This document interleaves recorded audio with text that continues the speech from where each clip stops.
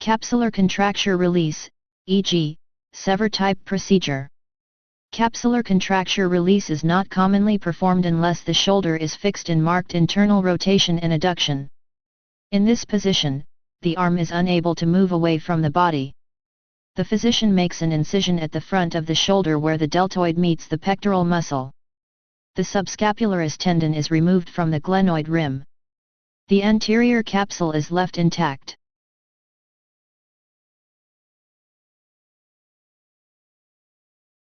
The pectoralis major tendon is severed from its attachment on the humerus. The skin incision is closed and a soft dressing is applied. The arm is positioned in abduction, arm elevated out to the side of the body.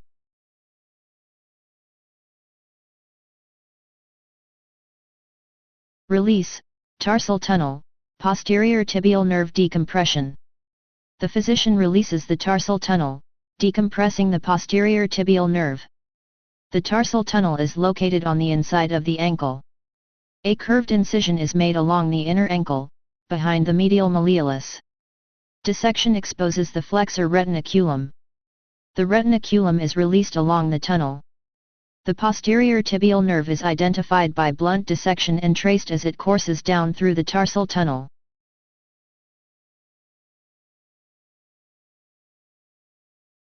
Three branches of the posterior tibial nerve are also traced at the point. Once the posterior tibial nerve and its terminal branches are released, the nerve is inspected to see if any other constrictions are present. The incision is closed layers without closing the retinaculum.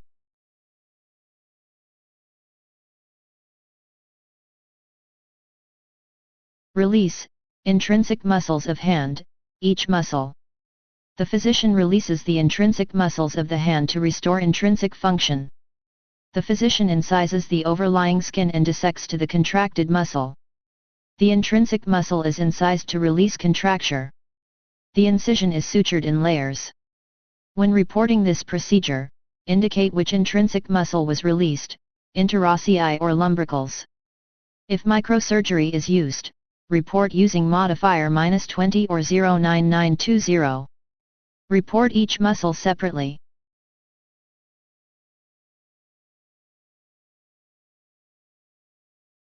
Release or recession, hamstring, proximal. The hamstring tendon is a fibrous connective tissue extension that attaches the hamstrings muscles to bone. The hamstrings include the semitendinous, semimembranous, and biceps femoris. They flex and extend the thigh. The hamstring's origins are in the ischium or femur and the insertions are in the tibia and fibula. The physician makes an incision overlying the hamstring origin. Muscle and fascia is exposed. The physician makes multiple cuts in muscle fascia. The incision is repaired in layers.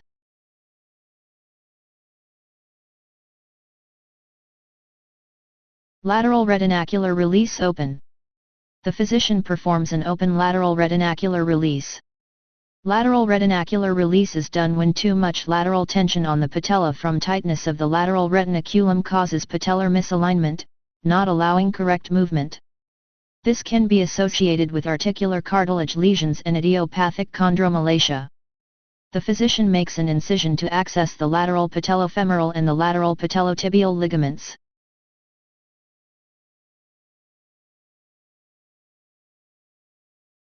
These tight lateral ligaments that are holding the patella out of alignment, are released, detaching the patella from the soft tissue structures, including the lateral retinaculum, muscle fibers, and joint capsule.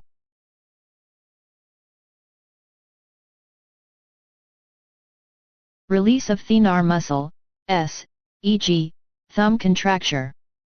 The physician incises the thenar muscle to release, for example, thumb contracture. The physician incises the overlying skin and dissects to the thenar muscle. The scarred muscle tissue is incised to release contracture. The incision is sutured in layers.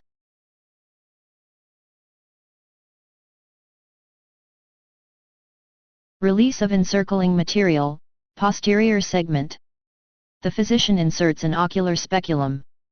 To release the tension in a previously placed scleral buckle, the physician makes an incision in the conjunctiva and sclera, adjusts the buckle, and repairs the surgical wound with sutures.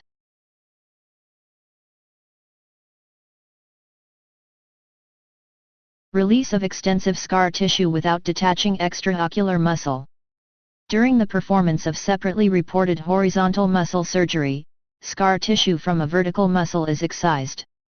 Or, during the performance of separately reported vertical muscle surgery, horizontal muscle scar tissue is excised.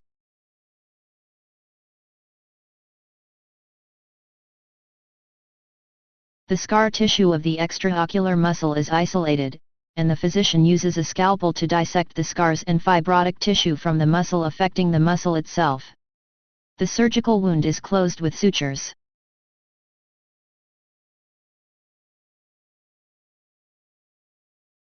Coracoacromial ligament release, with or without acromeoplasty.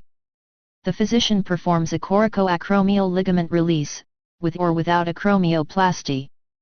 The patient is positioned on the side with the affected side up. The physician makes an incision centered over the acromioclavicular joint. The soft tissues are reflected and the ligament between the coracoid and the acromion is released. The physician may perform an acromeoplasty where the underside of the acromion is reduced to allow more room for the rotator cuff tendons.